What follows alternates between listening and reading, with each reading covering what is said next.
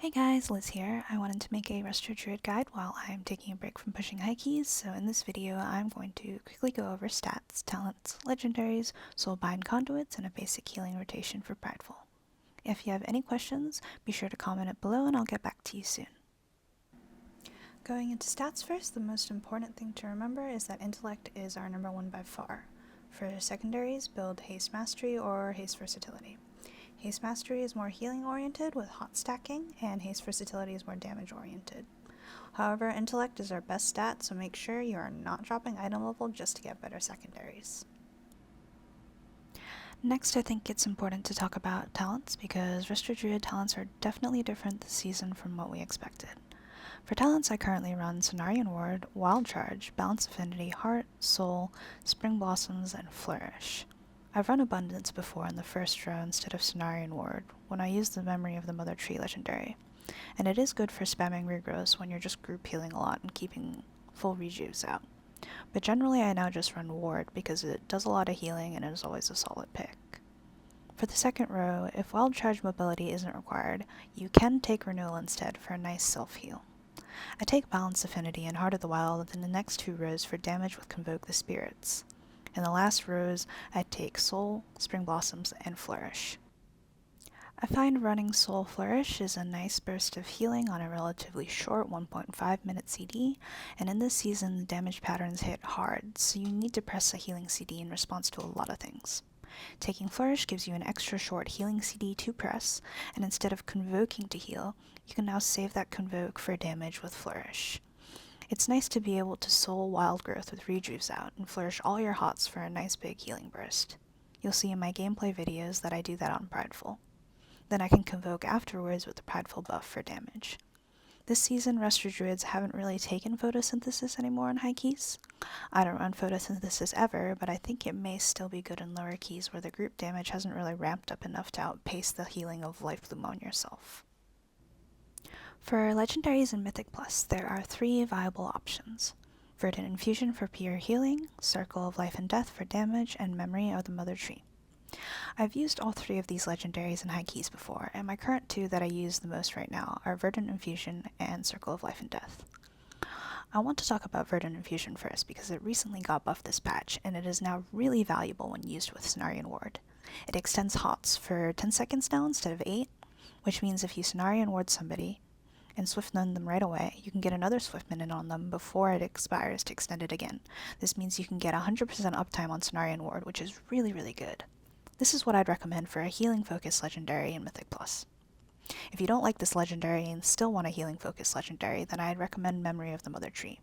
It's easy to use and it is also decent in raid, so if you're looking for an all-arounder, this one is it. I've used Memory a lot in a lot of my early season keys, and it's more of a group healing legendary than a single target one like Verdant Infusion is. You'll see a lot of Resto Druids using Circle in high keys, and that's because it's damage focused. It shortens the duration of your dots and hots, so if you choose this legendary, be prepared to be spending a lot more globals renewing dots and hots, and thus spending more mana. I would say for confident Resto Druids who are looking to do damage, Circle would be your pick. On to Soulbinds now. I recommend using Naya with this setup. If you don't like Naya, I've tried Dreamweaver too and found it to not be too bad. I personally have leaned towards Dreamweaver because I use Naya for Boomkin, but I think Naya is better for healing too because of Grove Invigoration. Unfortunately, there are no great options to obtain double potency in the Night Phase Soulbind treaties, because you end up taking at least one dead trait. So these are my best suggestions for double potency paths. I've tried Karain with First Strike in the last row, and I honestly didn't hate it, but I ultimately went back to using double potency instead in Naya and Dreamweaver. For potency conduits, the two you should be choosing over all the others are Conflux of Elements and Unstoppable Growth. When I had to choose only one potency conduit, for example, when using Karain, I went with Conflux over Unstoppable, but the two are honestly both really good and really close in power. For Finesse, I generally take Born of the Wilds for reduced cooldown and Heart of the Wild for more damage, but you can take what you want for Finesse depending on what you need. Lastly, for Endurance, you absolutely 100% need to take Well-Honed Instincts. It works for non-Guardian affinity, it works in any form, and it's just a massive self-heal. The other Endurance conduits just don't come close to this one. For a second endurance conduit slot, I would personally take Innate Resolve. It makes your frenzied regen from well-honed instincts stronger, and it also makes your regrowths on yourself stronger. Alternatively, you could take Ursine Vigor or Tough as Bark, both of which I think can be good situationally. I wanted to note some stuff about Covenants too, so I'm currently Night Fae, and I did go Venthyr for a couple weeks, as some of you guys saw, and ultimately my conclusion was that Venthyr was playable, but definitely didn't feel as good as Night Fae. However, if you do need a Venthyr in your group, as most groups do, it is worth it to have, in my opinion. Necrolord got buffed this patch also, but I haven't had the chance to try it yet. I'm pretty interested because covering Necrolord in groups is pretty valuable as well, since, like Venthyr, Necrolord is pretty rare. Ultimately, I think both Venthyr and Necrolord seem to be perfectly playable right now, although my preference is still Night Fae because it has superior burst. I'm really interested to try out Venthyr and Necrolord further, so I might be going Necrolord in the future and giving that a shot. Lastly, I wanted to go over Prideful Healing because it's a seasonal affix, and I've gotten a lot of questions on it. I personally think Resto Druids are well equipped to heal Prideful. It really boils down to just keeping rejuves up in your group, making sure they're standing in your F-flow, and wild growthing on cooldown. You want to start by making sure you have F-flow down and your team is standing in it. As the Pride is activating, I get my 5 rejuves out, then I wild growth as the damage starts, and start throwing some regrowths. Make sure to reapply your rejuves as they're falling off, so pay attention to when they're expiring. When the damage gets heavier and it starts to outpace my healing, that's when I Swiftmend, Soul Proc, Wild Growth, and Flourish with rejuves out for a big burst of healing.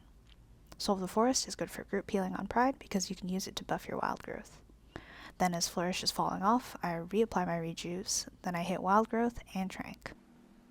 After Trank falls off, this is a good time for me to start calling for personals, or if I really need to, I blow Convoke to heal, but ideally I'm saving Convoke for damage after the Pride.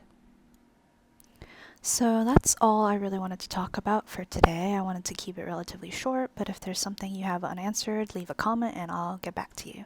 Or you can shoot me a message on Discord if you prefer. As a disclaimer, I think there's a lot of ways to get creative with Resto Druid, so never blindly follow what anyone tells you to do, and I'm certainly not even the best Resto Druid out there. A lot of guides right now are just a bit outdated with regards to Resto Druid and Mythic Plus, so I wanted to do up a quick video to address the current state of things.